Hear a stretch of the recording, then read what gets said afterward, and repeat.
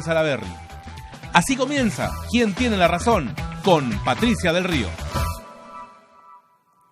Muy buenas noches, queridos amigos, bienvenidos a Quien Tiene la Razón. Empezamos este programa en el que va a haber un análisis sumamente importante sobre el próximo proyecto de ley que se va a discutir en el Congreso de la República, las elecciones internas y la paridad de género en las listas para tanto Congreso como regidores, municipalidades y también, por supuesto, para la presidencia de la República. Pero antes de empezar con la discusión política, ya tengo a mis invitados acá esperando, vamos rápidamente a un tema que es un tema delicadísimo, que tiene que encender todas nuestras alarmas sin, por supuesto, generar pánico. 584 casos del síndrome de Guillain-Barré a nivel nacional confirmados. Más de 100 casos se han registrado en Lima. El problema es que de todos estos casos, la cifra es terrible, más de 400 solo en el mes de junio y estamos a mediados del mes de junio. Para que tengan una idea de la gravedad del asunto, el año pasado, que hubo un brote importante, el mes que más casos tuvo solo 160. Estamos cuadriplicando la cifra. Se ha disparado el número en menos de 2 semanas. Hemos hablado con autoridades de salud. La ministra de Salud está viajando. En ese momento no nos ha podido atender. Hemos hablado con un personal que no tiene no todo el mundo puede salir a declarar, porque si no se genera un caos informativo, pero nos señalan que están muy preocupados, que el caso está cobrando ribetes realmente graves, porque el síndrome de Guillain-Barré genera una parálisis a nivel neuronal, es decir, no funcionan bien los nervios del cuerpo y uno empieza a perder movilidad en las piernas, en los brazos e incluso el problema es que cuando esto llega al aparato respiratorio deja de respirar y el paciente muere. La cantidad de mecanismos para ayudar a los pacientes para respirar son insuficientes, así como la cantidad de neurólogos que tenemos en nuestro país. Ese es un primer reporte, digamos, preliminar a nivel nacional. El doctor Ciro Maguiña está con nosotros, él es especialista en este tipo de temas, él es además ex decano del Colegio de Médicos del Perú y nos va a contar qué se hace, cuántos respiradores artificiales se van a necesitar en hospitales, cuántos médicos se requieren para combatir esta enfermedad cuyo tratamiento además es muy caro. Doctor Maguiña, explíquenos por favor ante qué situación estamos y las cifras que estamos recibiendo, si se salen de los parámetros mínimamente proyectados o esperables en casos como estos. ¿Cómo está? Muy buenas noches. Pati, buenas noches. En rumbo a Arequipa y para aclarar un poco la preocupación tuya, que es correcta, en el sentido de que hace 2 días nos reunimos los comités expertos y estimulamos los peores escenarios. Y se está cumpliendo un poco lo que está en cuanto a cifras, que son usualmente después de estos brotes que abarcan las varias regiones, y por eso es que el propio Ministerio con el comando está viendo esos peores escenarios que durarán unas semanas más, semanas menos, que debe terminar en julio, si es que es el brote de este tipo de gérmenes que, sin saber la causa, por el comportamiento de cuadriplicar o quintuplicar, el escenario pues es dramático, pero hay que decir que la mortalidad, con todos los cuidados que tenemos que tener, es menos del 4%, y por eso es que el Ministerio y los responsables de las regiones tienen que ajustar cuántos equipos por cada región, porque esta es una cosa dinámica y obviamente, felizmente, el síndrome no requiere neurólogos súper especialistas. Los internistas, que somos miles en el país, los infectólogos pueden, en base a la guía aprobada que se tiene ya, tomar las decisiones de manejo adecuado. Y calculamos más o menos lo que las cifras actuales es el 20% requiere cuidados intensivos y ventilación. Inclusive el Ministerio ha previsto alquilar ventiladores, por cuando esto rebasa ese escenario que se ha calculado, con cifras que pueden variar más de 1,000 casos, un poco más o menos según la evolución de estos días y semanas, que esperamos, repito, optimistamente en el sentido que no sea de la magnitud dramática, porque lamentablemente es un brote totalmente diferente a lo que hemos vivido en todos estos años, inusual, como ha dicho la ministra, y tenemos que estar preparados para el peor escenario. Es mejor que sobre ventiladores, que sobren inmunoglobulinas, que no nos falten, y eso sería una catástrofe que hay que evitarlo. Por eso se han tomado las medidas en cada región Me consta porque en el último comando que se reunimos a todos los expertos, nos han llamado a todos para opinar para que esto no cree un caos y sea pues Por supuesto, una de las formas de no crear caos es la información oportuna. En primer lugar, el abastecimiento en hospitales, centros de salud a nivel nacional y regional es lo primero que se tiene que, digamos, asegurar. Así es, y por eso es que se ha dado la orden de parte del Ministerio. Hay un único comando que es bien importante para ti. No todos puedes comerse cada uno a pedir me falta tal, sino cada región. Por eso es que creo que en el último Consejo de Ministros de ayer, en base a este informe de los escenarios, los más difíciles que se presenten, ya se dé una partida especial para ese escenario delicado que se puede presentar, porque esa es la obligación del Estado, tener los recursos. Recursos humanos no hay. Yo creo que yo como ex decano conozco los especialistas que hay y la calidad de especialistas. Tal vez la deficiencia va a ser las máquinas, donde tenemos que, como ha dicho bien, es comprar, alquilar las máquinas y habilitar todos los lugares donde pueda albergar esto, ese 20% que probablemente requiera máquinas. Ese escenario lo están manejando ahorita las altas autoridades, y lo que sí tenemos que hacer a la población, que es el objetivo de esta entrevista, no crear alarma en el sentido que todos nos vamos a enfermar. Las cifras que tenemos es entre 1 a 2 por 100.000 las tiene esta complicación. Fíjate, más o menos es lo que se proyecta, y las últimas cifras lo daban en esas cifras entre 1 a 2 por 100.000 de estos casos atípicos. Sin embargo, 400 casos en un mes casi cuatruplican el mes más en el que hubo más casos el año pasado. Y el problema de este síndrome, doctor, es que asusta mucho porque genera parálisis y la recuperación, que puede ser al 100%, es larga. Así. Asusta y saca, digamos, de juego o de la vida normal a una persona. Puede llegar hasta 6 meses a recuperar la movilidad que ha perdido producto de este síndrome. ¿Se ha logrado identificar el virus que podría desencadenarlo? Recordemos que, explíquelo usted mejor que yo, por favor, doctor, el Guillain-Barré no es una enfermedad, es una respuesta del cuerpo a un virus anterior. ¿Se ha logrado identificar ese virus, el que uno podría darle Guillain-Barré? Pati, hay más o menos hasta 18 gérmenes, muchos virus y bacterias que dan este síndrome en los 2/3 de los casos, y se había identificado una bacteria que es Campylobacter, pero todavía no es la causa. Incluso ha hablado de un enterovirus que tampoco está la causa. Se ha pedido apoyo de la OPS, el INES está trabajando para efectivamente ver qué bichos se están causando este problema. Ahora, obviamente, por el tipo de curva que estamos viendo rápida para este tipo respiratorio, es un poco la impresión de los epidemiólogos, por eso es que en todas las regiones aparecen rápidamente, como los resfríos son de fácil contagio, a diferencia de las enfermedades diarreicas que demoran y son de focos usualmente. Esto parece de tipo respiratoria y se apunta a virus, que algunos no requieren medicamentos, son virus que pasan solo. Por lo tanto, las medidas de prevención de los toses, resfríos, máscara, etcétera, tienen que ajustarse hoy día, incluso la vacuna para influenza. Vacunarse de influenza evita Guillain-Barré también, que es otra medida que hay que reforzar en este momento de crisis sanitaria que tenemos. Finalmente, si alguien tiene una persona con Guillain-Barré cerca, no le va a contagiar. Pero si en este momento en casa nosotros tenemos un pariente con un resfrío, con un cuadro de gripe fuerte, lo ideal sería no mandarlo al colegio o no ir a trabajar, porque en virtud de que no sabemos cuál es el virus que está provocándolo, ¿es mejor no andar esparciendo gérmenes? Sí, casualmente la limpieza hoy tiene que multiplicarse en todo nivel, y obviamente los respiratorios ni en la casa, incluso el famoso gel de alcohol, el no dar besitos, esa cosa, costura, en el Perú damos muchos besitos, ¿no? Así es. Y en eso los japoneses son chotomate, moshi, moshi, saludan, evitar los besos, lavarse las manos, usar las mascarillas baratas, las simples que cuestan baratísimo. Si uno tiene que ir con su mascarita, es mejor no besar. Hoy los besos son peligrosos también para la transmisión, al igual que la mano y en los temas de diarrea. Eso hay que ajustar para que evite estos casos probables respiratorios y haya menos casos para los próximos meses. Mi impresión, Patricia, es que esto va a pasar en 3 a 4 semanas, por eso es que estas semanas son claves para que se maneje estos casos complicados y no se nos mueran más que los que tenemos en este momento. entonces se calcula que va a incrementar durante 3 semanas probablemente el número de casos y luego va a empezar a remitir.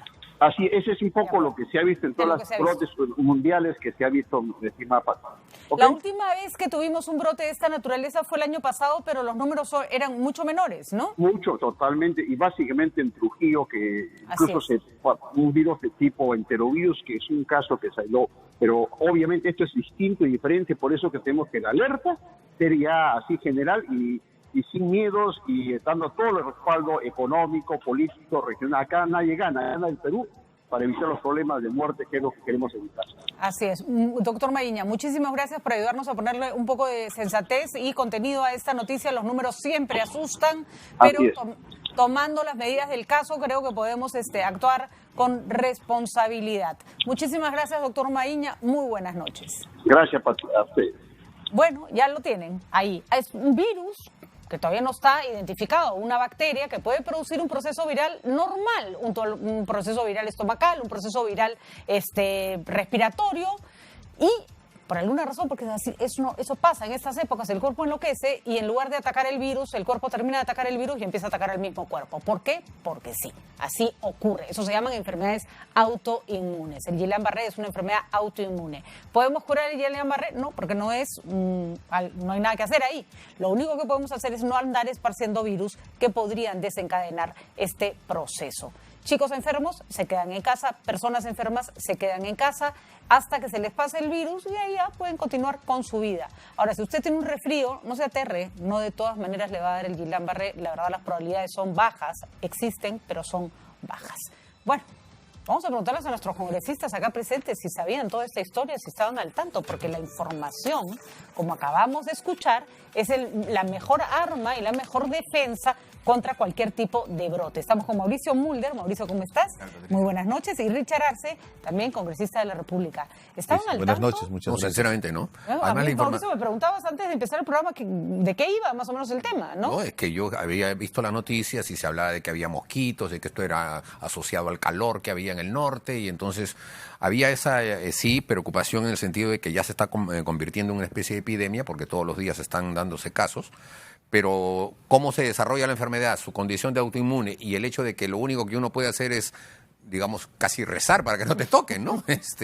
Determina que lo fundamental es que se hagan por lo menos campañas de limpieza de manos, de aseo, lo que fuera, para que el país, o sea, no entre en un pánico alrededor del tema, ¿no? Y si a un colegio llega un niño con un resfriado muy fuerte, o devolverlo a casa, o si en casa no hay quien lo cuide, ponerlo en una especie de enfermería hasta que se va a tener que hacer. Se van a tener que tomar esas Yo creo que este es justamente el momento para que el Ministerio de Salud haga una campaña, que tanto se ha reclamado. Ahora es bueno que haga una campaña. La ministra está muy preocupada, está moviéndose mucho, ahí están tratando de ocuparse primero del abastecimiento, porque la inmunoglobulina, que es el medicamento que sirve para controlar el Guillain-Barré, es carísima.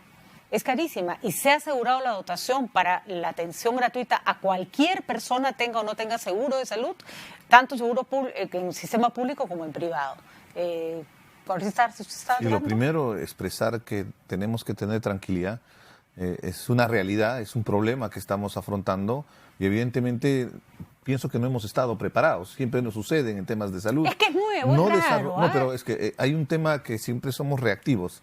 Reaccionamos ante los efectos y no trabajamos la medicina preventiva. Y en eso nos falta mucho. Pero ante esta realidad y objetivamente es importante que los diferentes espacios de salud, sea el MINSA, sea de los espacios policiales, militares, que hagan la coordinación y también con las clínicas privadas para ver de qué manera podemos atender ante un posible brote mayor, tal como lo estaba explicando. Ya nos dijo, y lo otro que es determinante es la educación, o sea, la información respecto a lo que significa. En los colegios y en los centros laborales. Evidentemente eso podría generar hasta un problema mayor porque se genera el caos. Imagínate un niño con gripe, hay una desinformación, el solo hecho de aislarlo y genera va a generar problemas dentro del salón de clases. Entonces, con mucha responsabilidad de parte de los padres de familia, de parte, en este caso, de los profesores. Estoy pensando en los niños primeramente porque soy padre de familia. Lo primero cuando sucede esta naturaleza es pensar en tus hijos, ¿no? y ver de qué manera los proteges. Ahora, y en ese marco es lo que estoy planteando esta en realidad, alternativa. siempre es una recomendación que a veces los padres no siguen, que si el chico está resfriado y está enfermo, no lo mandes al colegio, porque lo único que se consigue en esos casos es esparcir la enfermedad, ¿no?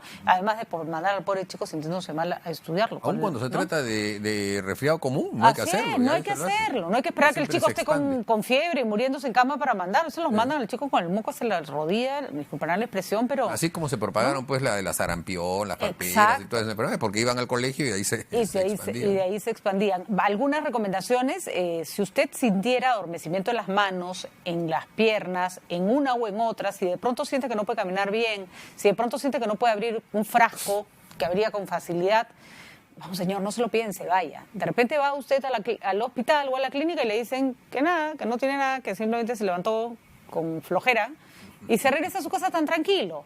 Pero el éxito del control del Guillain-Barré está en pescarlo, cogerlo cuando recién empieza. Pero ahí habría Cuando indolencia recién si es que un ¿no? centro de salud, al ver que en este momento hay un brote de esta enfermedad, que no se atienda. Lo correcto va a ser que inmediatamente se prendan las alarmas y los hospitales, las emergencias, tienen que estar muy atentos. Yo sé de la sobrecarga que tiene ir a una emergencia de salud, ir a una emergencia en un hospital, es a veces desesperante. Ahora sí le voy a pedir que amarre la crítica un ratito. La misma ministra ha pedido que vayan todos y se hace triaje y todos están siendo recibidos y todos los que llegan con esos síntomas están siendo atendidos con prioridad. Así que no hay indolencia. Los más preocupados son los centros de salud y, como dijo incluso Ciro Maguiña, se están reuniendo equipos especializados para mandar información para que cualquier médico pueda identificar los síntomas que estaban más bien ligados a una especialidad neurológica. Así que creo que salud está haciendo lo suyo.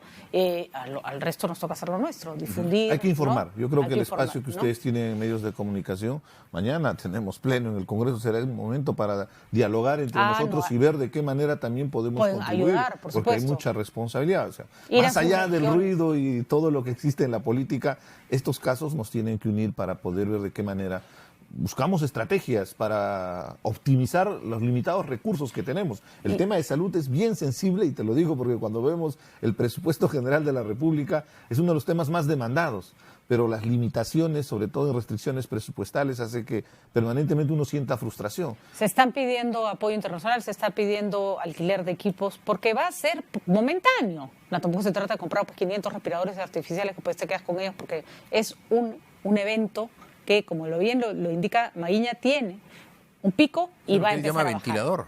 ¿Ah? Eso es lo que él llamó ventilador. Ventilador, que es un respirador artificial. Pero que eso también explicar, porque para mí el ventilador es lo que está ahí para echar aire. No, el problema es que tus pulmones colapsan porque tiene que haber un respirador artificial. Y tienes que respirar con ayuda y la causa de muerte del Guillain-Barré es precisamente cuando llega a los pulmones. Así que, bueno, vamos a ponerle una vela al Señor de los Milagros, a confiar en que nuestra población es responsable, en que nuestro sistema de salud va a responder de manera adecuada, pero ayúdense ustedes también. Si mañana alguien en el Congreso está resfriado, pídanle y sugiéranle amablemente o que vaya a casa o que se ponga una mascarilla. Cuando uno ve, por ejemplo, en países como Japón, a la gente con mascarilla, ¿no? Es porque están ellos enfermos, no porque no quieren infectarse, sino ellos están enfermos y no quieren estornudarle encima a todo el mundo. Bueno, no es para asustarse, pero un poquito. No, de parte de la responsabilidad. Un poquito. No, pero siempre la responsabilidad. Ya me psicoseaste un poco, pero bueno. Pero es mejor estar psicoseado que estar desprevenido, de verdad. Es mejor estar psicoseado que estar desprevenido. Con responsabilidad. Eso bueno, es muy importante. a lo nuestro. Otro tema complejo, de más difícil solución, creo, porque el antídoto no es tan claro. Se va a discutir, y de hecho ya se empezó a discutir, la propuesta política para las elecciones primarias abiertas que ayudarían a conformar las listas que los partidos políticos finalmente ofrezcan a la votación en las elecciones generales y en las que se pide que sean de carácter universal, de carácter obligatorio, que asistan a votar miembros del partido y también externos y que además, de acuerdo con ese resultado, se creen listas con paridad, 50% mujeres, 50 hombres y con alternancia. tremendo reto el que propone el Ejecutivo. Posibilidades de llevarlo adelante. A ver, Mauricio. A ver, cuando el día viernes nos hemos reunido Jorge del Castillo y yo, Javier no pudo y los otros miembros de la bancada tampoco, con Salvador del Solar, lo que le dijimos es que desde nuestro punto de vista lo que se ha aprobado en materia de que, por ejemplo, no se pueda postular teniendo una primera condena, genera consenso, en materia de que se establezca que los fondos irregulares que reciben los partidos políticos también esté perfectamente establecido, en materia incluso de paridad, porque sabemos que el tema de la paridad es un tema casi universal y se ha convertido en una bandera de fondo. Todos esos temas los considerábamos viables. Pero el que sí consideramos absolutamente inviable era el de las elecciones internas de los partidos. Es impracticable y además tiene una concepción política, a mi modo de ver, errada. Quiere convertir a los partidos políticos en clubes electorales, en donde lo que prevalezca la actividad del partido político sea los candidatos que quieran ser postulantes a un determinado puesto. Y entonces los partidos dejarían de ser partidos de permanencia y de creación de cuadros políticos para que se inserten en la sociedad y se convertirían solamente en partidos electorales. Y eso desalentaría la estructura de los partidos que forman cuadros, pero además sería impracticable porque se está pidiendo de que se haga desde el mes de octubre del año anterior. Y la inscripción para poder ser candidatos, por ejemplo, nosotros en la última elección, cuando hicimos las elecciones internas, incluso les hicimos abiertas, pero eran voluntarios, se inscribieron más de 250 candidatos en Lima. Y yo digo, ¿cómo harían esos 250, que pueden ser 400 también, para poder hacer una campaña ante toda la ciudadanía para que digan vote por mí, si no van a tener todavía número preferencial ni nada de eso? O sea, sería multiplicar lo que ya tenemos de las campañas electorales. Vamos por partes, Mauricio, para poder identificar algunos de los problemas. Separemos por un momento, sin desestimar, los problemas logísticos. Y vayamos a los problemas de fondo, porque los logísticos se pueden resolver no aplicándolo en la siguiente elección, sino dándole un tiempo para que se adecuen las cosas que se tienen que adecuar. Pero, ojo, lo que propone el proyecto presentado por el Ejecutivo es que los partidos tengan mecanismos democráticos obligatorios de selección de candidatos y autoridades en los que solo pueden ser elegidos, ojo, solo pueden ser elegidos militantes o afiliados con un mínimo de pertenencia en sus organizaciones políticas registrados en un patrón de afiliados confiable. Así es, correcto. Es decir, eso no entiendo de qué punto de vista debilitaría al partido si es que, a diferencia de lo que ocurre hoy, solo pueden formar parte de las personas que van a postular en las internas, personas del partido. Ya, ¿por qué? Porque no es lo mismo en un partido político el dirigente, el activista, el militante y el afiliado. Los partidos políticos tenemos círculos concéntricos que determinan mecanismos. El dirigente de una organización de base, por ejemplo, el secretario nacional de Asuntos Sindicales del partido, es un dirigente elegido por los sindicalistas y que hace trabajo sindical a nivel nacional.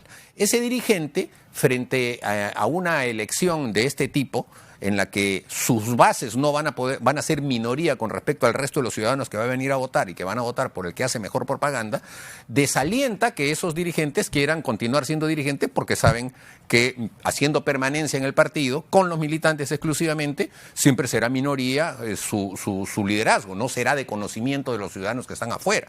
Y entonces eso destruye la esencia de la militancia no electoral, que es la razón de ser de muchos partidos políticos, los que tenemos ideología, los partidos marxistas, el caso nuestro, incluso el Partido Popular Cristiano, tienen permanencia de dirigentes. De acuerdo. Entonces, esa es la esencia. No voy a la cuestión práctica, Eso es un tema de concepción.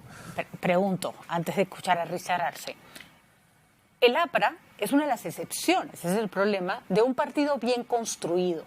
Y desgraciadamente desgraciadamente para ustedes, porque ustedes no necesitarían de mayores cambios porque funcionan con sus más y sus menos como un partido organizado, no necesitarían una ley como esta, pero son la minoría. La mayoría de No, partidos... bueno, pero- vamos, Mauricio. ya, pero yo voy a- Entonces lo que se busca no es reformar al APRA, que probablemente se pueda adaptar además con éxito a estas normas. Lo que se busca es que todos estos partidos mamarrachentos que meten a cualquier persona y que son vientres de alquiler no Eso, puedan funcionar como... al contrario, ¿no? esos son los que se van a ver beneficiados. ¿Por Porque qué? si yo tengo un partido político que es una universidad, que es una cosa inmensa, yo puedo hacer que todos los alumnos de mi universidad vayan y voten por los candidatos que yo quiera y que yo ponga en el partido. Entonces, no va a haber allí una construcción de una estructura partidaria, sino lo que va a haber es un club electoral y ganarán los que hagan mayor campaña electoral preferencial, que además ya no será como es ahora, con un número limitado, por ejemplo en Lima 35 por partido, multiplicado por 14 partidos, más o menos eran unas 400 y 500 personas. Ahora pueden haber 200 en cada partido, y ¿sabes cuántos partidos pueden haber? Por lo menos 80. Porque para ser partido que tenga la posibilidad de postular, necesita solo 14.000 militantes. Ya no se va a pedir firmas, ¿no es cierto? Esa es la otra parte que no se ve. Tú te inscribes como partido político con 14.000 militantes y tendrás derecho a participar en esa elección interna. Pero, o sea, habrán 80 partidos con 400 candidatos en cada uno. No tergiversemos. Tú tienes derecho a participar en esa interna, pero por ti tienen que votar por lo menos 285.000 eso es para pasar la votantes. valla. Pero antes si de eso... no pasas esa valla, por eso, chao partido. Te está vas a tu bien, casa, por eso. desaparece el partido. Pero la elección interna que se está pidiendo con la participación de todos los ciudadanos es antes de que se sepa que van 270.000. Es decir, con solo 14.000 pueden participar. ¿Eso cuántos van a hacer? Hay 120 kits que se han comprado en la Pero OCDE. otra vez, la proliferación existe. Puede presentarse cualquiera, a ver si tienen capacidad de convocatoria. Es que eso a ver, ya es ¿qué dice Richard impracticable. Arce? No sé, para ustedes es impracticable porque ustedes ya están organizados y no creen que nada cambie para ser los únicos organizados del pueblo. No. Bueno, eso es una opinión que por supuesto es absolutamente rebatible. Richard. No, yo estoy escuchando atentamente al señor Mulder, pero acá hay un detalle determinante. A y ver. creo que el partido aprista, vamos a ser hidalgos en reconocer, es el partido más organizado. Así es. Y lo que estamos buscando, más allá de las discrepancias que tenemos, es que se organicen los partidos, que haya verdadera representación, que tengan estructuras organizativas que permitan desarrollar encuentros, sus convenciones, las escuelas políticas, que las bases en todo el país se activen y empiecen a trabajar. De las 26 organizaciones inscritas en el registro de organizaciones políticas en el Jurado Nacional de Elecciones, ¿cuántas de ellas podríamos decir que son partidos políticos? Esas organizaciones, esa estructura que hay. O simplemente son membresías que se ofertan al mejor postor en cada época electoral.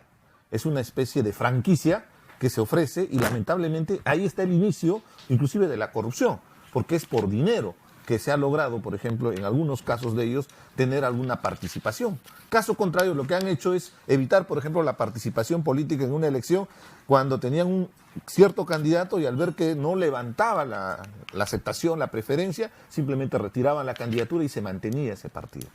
Estos cascarones lo que están haciendo en realidad están debilitando la representación. Caso particular nuestro, en el Nuevo Perú, nosotros tenemos en las 24 regiones del país nuestra organización política. ¿Y qué es lo que propone la ley? Y nosotros saludamos esta iniciativa y lo estuvimos discutiendo, inclusive es parte de nuestras banderas de participación democrática. Es que realmente no sea un adherente, una firma, lo que certifica un partido político, sino un militante, alguien que se compromete a participar desde diferentes niveles. Algunos serán dirigentes, otros serán de repente, podríamos llamarles simpatizantes que asisten una vez al año de repente a la Convención Nacional, al Congreso Nacional Partidario. Pero hay diferentes formas de participar y eso ayudaría a garantizar que el partido sea una institución, una organización. De acuerdo. Y en las primarias, y permíteme, en las primarias se va a ver la capacidad organizativa. Porque estos cascarones, estas membresías, no van a tener la capacidad de convocar a personas. ¿Qué capacidad van a tener si es un grupo de 10, de 15, de 20 personas? Conozco partidos políticos que están constituidos de esa manera y que se ofertan al mejor postor en época electoral. Les recomiendo este libro a todos los que quieren saber sobre la reforma política, porque no solo está muy bien graficada la propuesta de la reforma política, que por supuesto es absolutamente discutible, sino que explica cuál es la situación actual, cuál es la situación en la región, para ver un poco cuál es la lógica de la propuesta, que repito, efectivamente tiene sus bemoles, tiene sus as y sus bes. Pero ahí, por ejemplo, todo lo que está ahí contenido lo hemos discutido los grupos políticos con la Comisión de Alto Nivel. Sí, yo sé. En el momento en que se reunieron con nosotros, nunca ninguno de ellos nos mostró una idea parecida. Ni siquiera nos hicieron una pregunta sobre qué opinábamos. Lo que sí nosotros le dijimos es que lo importante era que hubiera elecciones internas para elegir a los candidatos y que esas elecciones podían ser con personas que no fueran militantes, o sea, que podían concurrir, pero voluntariamente, no obligatoriamente. Y que esas elecciones las supervisara obligatoriamente, porque ahora es una potestad. No, sería obligatoriamente por parte de la OMPE. Entonces ahora, se garantizaría un resultado efectivo. Vamos a algunos datos concretos, para que la gente entienda cómo se hacen ahora las listas. Hay miles de formas.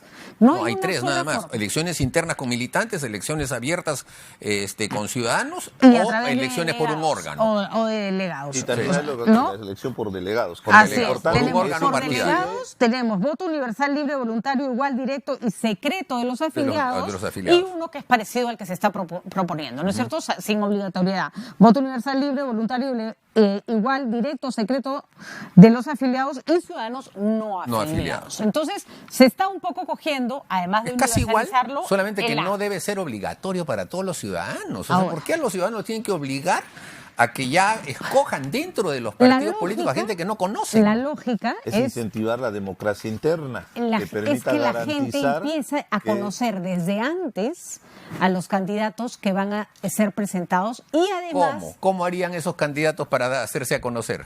A ver, si no tienen número, no están inscritos en el jurado, solamente son militantes internos de un partido, ¿qué? O sea, ¿arrancamos una campaña en todas las calles? No, lo primero que se plantea cuando se habla de 14.000 inscritos es que estén inscritos en el ROP. En el ROP. Entonces, si están inscritos, significa que tiene una acreditación que podríamos fácilmente, a la hora de hacer la organización interna de esa elección, saber cuántos son, va a ser decisión del partido, su capacidad, para que vea cuántos son los que van a postular y evidentemente, dependiendo de la circunscripción geográfica, en el número de representantes, por ejemplo, en mi región somos 2 representantes al Congreso. ¿Se inscribirían 2 nada más? No, se van a tener que inscribir, no sé, escribirán 8, 10. Se puede inscribir 100. Se puede inscribir 100. Claro, pero ahí está la responsabilidad del partido para poder promover ciertas inscripciones. Para empezar, requisitos, ¿no? De probidad. Requisitos de capacidad, de competencia, si es que el partido lo considera. Por eso te digo, nosotros en Lima, la vez pasada, tuvimos 250 candidatos. Pero es curioso, Mauricio, porque ¿cómo empezó el APRA? Empezó con cuadros, es decir, empezó con personas que se adhieren a un partido político en función de una ideología y se juntaban en comités y decían, muy bien, yo soy obrero y entonces voy a comprometerme en que voy a ir a mi fábrica y voy a tratar de convencer a 2 más para que vengan. O sea, trabajo de proselitismo. Yo soy estudiante, entonces yo voy a proponer que en la universidad haya la reforma universitaria, etcétera, etcétera. Entonces, así comienzan. ¿Y cómo componían sus listas de candidatos? Se componían cuando las bases del partido decían, este dirigente es bueno y él debe ser el candidato. De acuerdo, pero por ustedes... Eran internas. Pero por ustedes votaban... Los militantes. Y además votaban en las elecciones muchísimos candidatos. Una de las críticas que se les ha hecho, por ejemplo, al partido aprista, que yo considero que tiene un nacimiento muy democrático y en el que se convocaba mucho a las bases, al pueblo, es que de pronto se empezó a elitizar una suerte de cúpula y ha sido la eterna queja. Vamos, Mauricio, si quieres llamamos a todos los apristas que se quejan. No soy yo quien se tenga que quejar. Y de pronto empezamos a ver siempre los mismos rostros, que me parece bien. Pero los que salimos con los mismos rostros es porque hemos salido elegidos. De acuerdo, pero yo he salido ¿por qué le temes a postular con un chico nuevo? Pero postulamos con un chico nuevo. Lo que pasa es que como hemos salido solo 5... somos los notorios. Pero, por ejemplo, la accesitaria nuestra es Úrsula Silva, que quedó a poquísimos votos de Raúl Castro, y si hubiésemos tenido 6, ella hubiese entrado y es una chica joven. Evelyn Orcón quedó a 2 puestos de nosotros. Si hubiésemos sacado 7, estarían ya en el Congreso. De acuerdo, pero ¿tú no crees que Úrsula Silva, si de pronto se hubiera votado universalmente ese día y hubiera podido convocar a sus amigos de la universidad, hubiera tenido las opciones de estar en el Parlamento, ¿por qué ella queda fuera? En virtud de que solo votan los militantes, cuando su capacidad de acción y de convocatoria es más grande que el partido. Por el mismo fenómeno que se va a producir cuando ocurra este tema, que la gente vota por los más conocidos. Y entonces los que no son tan conocidos van a tener que hacer el doble esfuerzo de hacer una campaña, ya no solamente en su partido, sino fuera, para que los conozcan. Y eso va a ser mucho más difícil. Pero tú es mucho más ¿cuál es el difícil. problema? ¿Por qué no? Porque nos convierte, otra vez reitero, en clubes electorales. ¿Y qué cosas son los clubes electorales? Lo que sucede en el Partido Demócrata de los Estados club, Unidos, por que definición. solo el dinero financia a los candidatos. No necesariamente. Sí, No, en a realidad, ver, si hacemos tenemos- ¿Cómo te esa- haces si hacemos conocer A ver, si no te conocen tenemos fuera del dos partido? dos casos Patricia, si específicos hacemos para mencionar. Dos. Un influencer ¿cuál ha sido el país nórdico? Que se quejó de la clase política tradicional, Huacatán. Se votó en las últimas elecciones el partido más importante al tacho en una tarde. ¿Sabes por qué? Y el presidente de Porque Salvador en esos- ganó sí. ganó su campaña con Twitter. Sí. O sea, ¿a qué le temen, Mauricio? No, a nada. ¿A qué le temen? ¿A la Perdón, juventud con capacidad de nada, convocatoria? cuidado, ¿A qué cuidado. le temen? Primero que las elecciones en Suecia son voluntarias. O De sea, ahí el acuerdo. ciudadano que no quiere votar, no vota. De acuerdo. O sea, ya eso es un punto importante. Y en el caso de El Salvador, Bukele, o sea, él ha sido alcalde y ya era súper conocido en San Salvador. Lo que pasa es que rompió con el FMLN y se lanzó por su cuenta. No es que haya ganado y se haya hecho conocer por Twitter, Vamos, había sido no alcalde era- de la ciudad de no San era Salvador. el preferido y le gana a los más grandes porque tiene una Es que se estrategia quedaron en sin- la que no no ha puedes. gastado ni un sol. Pero no por a eso, ver, Jorge no por Muñoz, ¿invirtió más plata que Renzo Reyardo en su campaña? No. Ahí Sí, lo bueno, tienes. Renzo se retiró mucho antes, no podemos saberlo, No, pero Renzo Jorge no se Muñoz sí retiró tenía mucho presencia. antes, ¿no? Pero no voy a eso. A lo que voy es que si tú vas a llevar a que 250 personas en un partido tengan que solamente hacerse conocer mediante los recursos del dinero, lo que va a consolidarse con esa propuesta son los partidos que tienen dinero. Yo no entiendo Nos por estamos qué. olvidando de algo ¿Por determinante. qué mucho más plata se necesita para 700.000 firmas que para convocar Bueno, no, 280.000? eliminemos las 700.000 firmas. Para que convocar 280.000 electores. Pero lo que tenemos que Justo hacer es quería promover el dirigentes. tema de las firmas y el tema de la elección en votación por voto preferencial. Ahí está el problema. Porque al final en una elección lo que hemos estado viendo es que por el voto preferencial se convierte en una guerra fratricida Horrenda. entre los candidatos del mismo partido. Cuando se supone Así que es. es una plancha que permite participar a ese partido y tener la representación de ese partido. Y justamente esta alternativa que plantea la comisión presidida por Fernando Tuesta Soldevilla nos va a garantizar en esas elecciones primarias poder determinar cuál es el orden, para que la gente ya no esté marcando en la elección final, cuando participan todos los partidos, haciendo el voto preferencial, eligiendo un número, sino eligiendo al partido. Y evidentemente después se aplicará la cifra repartidora. Claro, el pero mecanismo ¿qué va a que nos pasar después? garantice- No, pero Cuando- es muy importante. cuando en se ese haga la aspecto. lista, se vota por los partidos. Solamente Y los de vamos a arriba van a tener- salir elegidos porque ya no va a haber doble porque voto hubo preferencial. elección democrática Por eso. en democracia Así fue interna así que fue por años. garantizó En Así que- fue cambio por ahora, años, pusieron el uno voto que va en el puesto preferencial. 35, como Luciana León, por ejemplo, tiene la oportunidad de salir elegida en ese puesto. En cambio, con esa elección, tú sales elegido y quedaste en el puesto 24, ya ni haces campaña, ya no vas a salir nunca. Ahora pues. te cuento, Mauricio, lo Pero que entonces, pasaría pero no con es esta por un elección. tema de interés La que personal, encabezaría sino la por lista, partido. la que encabezaría la lista en las internas y tendría el número 1, porque ustedes además le dan el 30 y tantos a la pobre Luciana León. El número 1. Ese es el tema de paridad. Ya empezamos a hablar de alternancia. pero a ver, déjame Pero- terminar. Luciana León tiene siempre un número Pero- bajísimo y sale elegida. Pero No, si bueno, tú en eso las es la- internas Ya. haces que Luciana León, como siempre, convoca muchísimos votantes, tenga más votos, va a estar más arriba que tú, que Javier, y va a entrar de todas maneras porque tiene una capacidad de jale de voto que le va a asegurar un espacio en esa lista. Pero eso no en va, ya los está números bien. primeros Porque que, ella, ojo, le debió corresponder porque hace ella años. porque ella es conocida, ese es el ejemplo. Pero yo te estoy diciendo que cuando tú tienes dirigentes que no son conocidos, no tienen oportunidad alguna de poder competir justamente contra los conocidos. Yo te ¿Por qué? recuerdo que Luciana León, cuando empezó, no era conocida y le ganó a todos. O sea, que- No es que Sí, o ganó sea, a todos. Éramos 7 y ella y ahí había espacio para entrar con lo que hubiese ocurrido ahora. Lo que pasa es que nosotros hemos tenido un mal resultado electoral que solamente nos ha permitido sacar 5. Antes nosotros sacábamos 35. Sí, pero resulta. Es que el Entonces ejemplo de ahí Luci- uno el ejemplo de- promovía a sus dirigentes el y además ejemplo de teníamos Luciana dirigentes es el sindicales, perfecto- teníamos más mujeres, teníamos nuestros dirigentes. El Ahora ejemplo, no, pues. el ejemplo de Luciana es el perfecto perfecto ejemplo de que no necesitas el voto preferencial si es que haces internas. Pero sí va a haber voto preferencial, pues. En las internas. En la Por democracia eso, en las pues. internas. Por Para eso. después poder presentar una lista consolidada. Ahora, Hay otra sobre la motivación, paridad, Patricia. que tanto les Justamente en molesta. las internas No, es Patricia, peor. Pues. hay otra No, motivación mucho. de la democracia interna, que es estimular justamente la participación. Ahora, de yo la lo que gente reclamo- dentro de los Así es, partidos por supuesto. políticos. Lo que yo y reclamo, evidentemente Patricia- abrir la puerta para que gente también que tal vez Para tiene que algún se- tipo de simpatía y participe en para esa que se elección. Pero, interese. Patricia, lo Y que si yo hacemos reclamo... una analogía con lo que viene sucediendo en otros países, en realidad es una fiesta en Estados Unidos las primarias. Inclusive son luchas más encarnizadas las primarias Sí, que pero la todo es verdadera billete ahí. elección. Pero Yo todo sé, es billete. pero ahora tenemos la ventaja del financiamiento de todos los partidos políticos, con lo cual se va a garantizar Peor que todavía. sea homogéneo. O sea, acá no va a haber dinero de Plata afuera que va a pública, entrar. plata del No, pero plata ya del está Estado. aprobado, ya está aprobado. Sí, Y pero- esa plata se debería invertir justamente para garantizar la representación de Yo las estoy personas. seguro de que si le preguntan a los ciudadanos, porque los ciudadanos han respondido en el referéndum,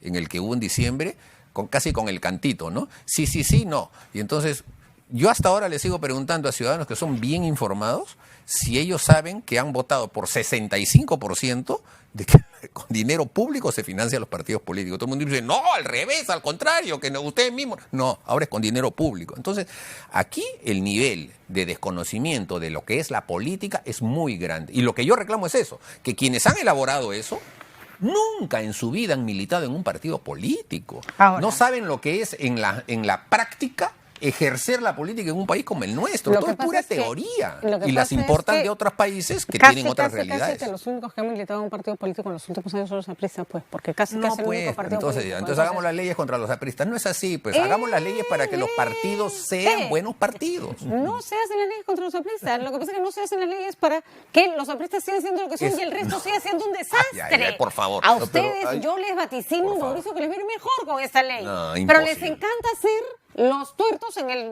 país de los ciegos. Esa ley es pura teoría de gente que no ha salido de libros, no tienen vida práctica en la vida política. A ver, les cuento que en otros países, por ejemplo, se dan elecciones universales simultáneas y en la que Pero no votan... es igual, pues, la realidad Bueno, de no los es tan demás distinta países. tampoco. Bueno, a ver, entonces, comparémonos con Inglaterra, pues, entonces, que tiene dos partidos. Con nada más. Argentina, que lo tenemos aquí nomás Pero arriba. Argentina, por favor, ¿cómo vas a comparar la vida política argentina como la peruana? Es completamente distinto. Cada país tiene su realidad y el Perú es un país plural, es un Lo país objetivo que tenemos en donde el no Perú, caben ese tipo de Patricia, propuestas. es que hay una especie de élite de partidos políticos que se han inscrito casi todos con 150.000 firmas, y el día de hoy te exigen, con el nuevo padrón electoral, 1 millón de firmas. Eso no es democrático. No, eso eso no es es una locura equitativo. y es Entonces, ridículo. si queremos poner la cancha igual para todos, que sea una cantidad de firmas proporcional. Ahora, el porque tema- caso contrario va a correr el dinero. No me que quiero ha ir. sido como se ha inscrito este partido Podemos, Yo lamento inclusive que- falsificando firmas, fábricas de firmas. Y no pasó Tenemos nada. que cambiar esa Va, forma a de ver, hacer a ver, política. Vamos un ratito, porque disculpa que te interrumpa, Richard, porque no quiero dejar de tocar el tema de género de manera rápida y concisa, y habrá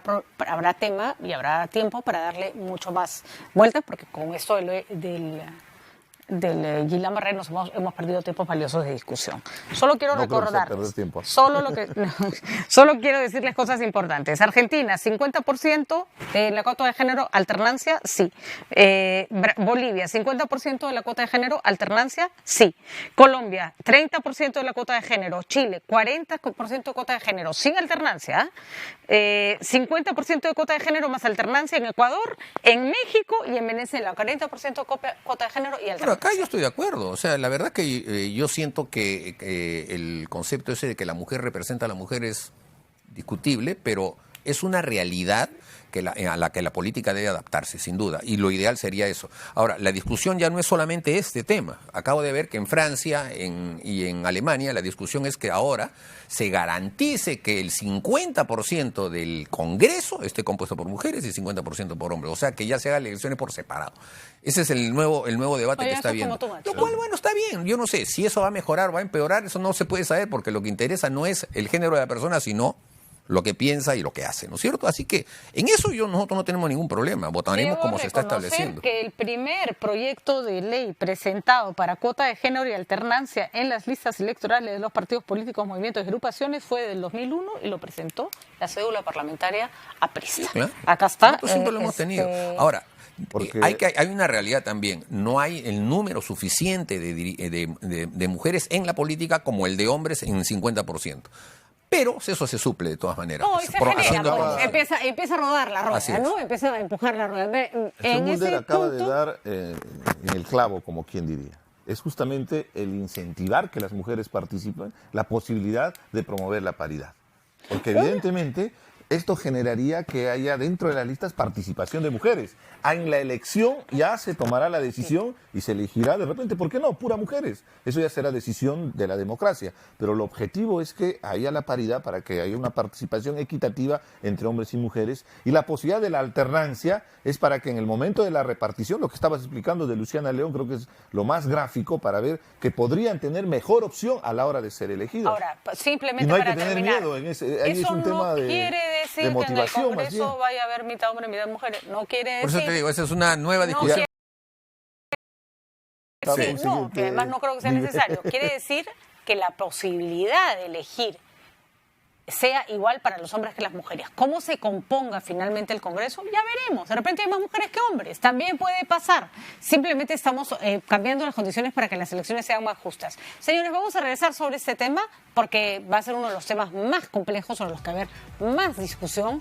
Y ¿por qué no hacemos un programa tuyo en el local del partido? Para que se vea así cómo funciona. No, que me ladren todos. No. Está bien. Está bien, me comprometo. Un día voy a ir al local. Claro, acepto el reto. Pero eso sí, me voy a ir con toda la comisión detrás. No me voy a ir solita. Lo voy a llamar a Tuesta, a Tanaka, a todos para que me acompañen. Y no deberían tener miedo, al contrario. Estoy reconociendo la capacidad de organización. Entonces, para un partido organizado, y nosotros tenemos nuestra organización, más bien es una oportunidad para demostrar que realmente existimos. Muy bien, señores. Y que no estamos limitados por un tema legal de firmas, ¿no? Les que al final agradezco se junta solo con dinero. Muchísimo. A no resfriarse, a informar sobre el síndrome de Guillain-Barré en casa, a estar informados, a promover la información segura, ¿no es cierto? A apoyar. Acá no se trata de andar buscando quién mete la pata, sino de tratar de mejorar y de señalar dónde está la deficiencia para que el gobierno la supla, porque se trata de una emergencia. Les agradezco profundamente haber estado acá. Nosotros nos vamos a una pausa. Vienen José Carlos Requena, Luis Benavente, para hablar de la popularidad de Martín Vizcarra, que parece, ¿se acuerdan de esos juegos que había en la feria que uno golpeaba y ¡chum! Salía disparado un El paque es del Congreso, que se dicen. Dale, Paque. Así es, el punto rojo es el Congreso. Hacemos tanto mérito para ello. La popularidad se dispara. Ya regresamos.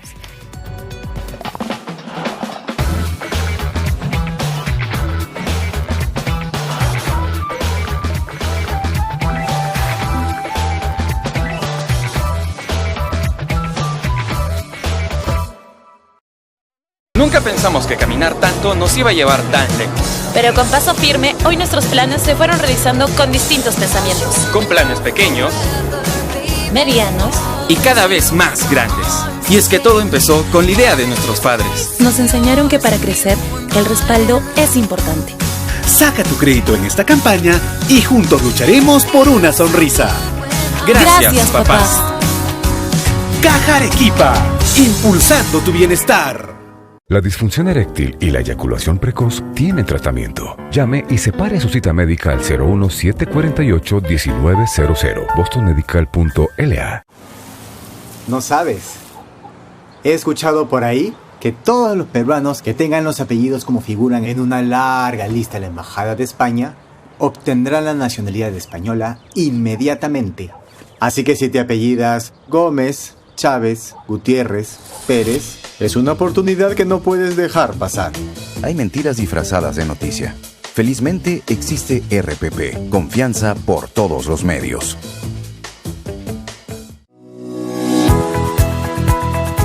Forjando Futuro es un programa que contribuye al desarrollo de los jóvenes de la provincia de Islay. Dentro de este programa se dan cursos de capacitación laboral. Un curso auxiliar me va a permitir a mí tener unos ingresos de manera propia, aparte de mi carrera técnica. Y el primer curso que está ofreciendo aquí en la ciudad de Mollendo es auxiliar en soldador. Es totalmente gratis y cualquier persona mayor de 18 años que haya nacido en Mollendo, Mejía o Matarani puede postular. Es una alianza estratégica entre Tía María y la empresa Soldexa. Forjando Futuro, mejor preparados, más oportunidades.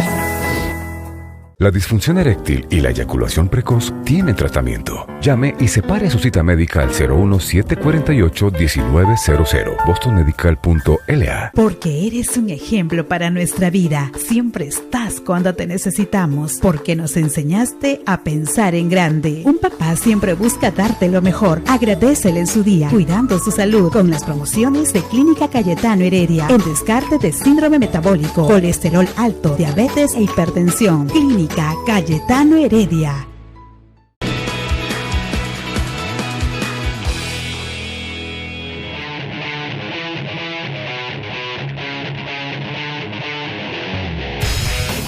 El Rugby 7, uno de los deportes de contacto, tuvo origen en Escocia 1883 y forma parte de los Juegos Panamericanos desde Guadalajara 2011. La selección masculina de Canadá es la única que ha ocupado el primer lugar en el podio en las 2 ediciones anteriores, al igual que Argentina con la medalla de plata y Estados Unidos con la presea de bronce. En el torneo femenino, las mujeres hicieron su debut en los Panamericanos Toronto 2015, donde las canadienses consiguieron la medalla de oro, Estados Unidos la de plata y Brasil la de bronce.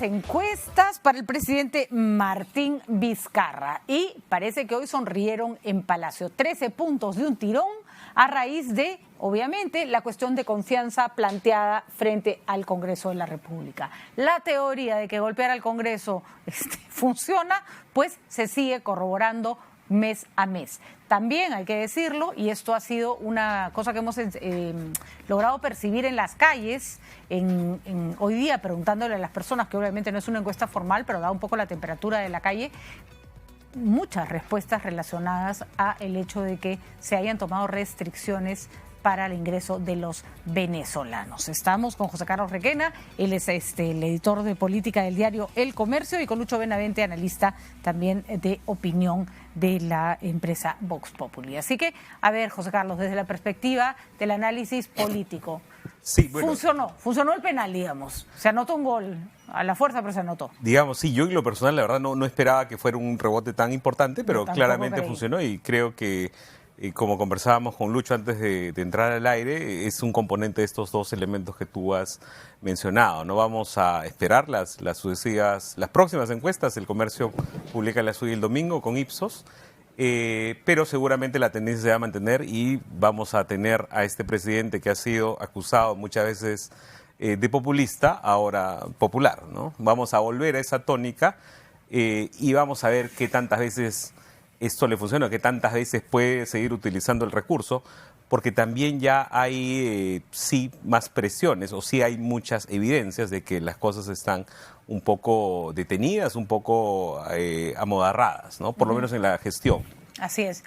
Además, las personas ni siquiera entienden bien qué cosa es lo que ha enfrentado al Congreso con el Ejecutivo. Basta enfrentar al Congreso, creo, ¿no? Es. Además, con este Congreso que muchas veces hace méritos para que esto se dé así, ¿no? Tú acabas de tener a dos congresistas en un debate civilizado, pero creo que no es lo que se tiene en general.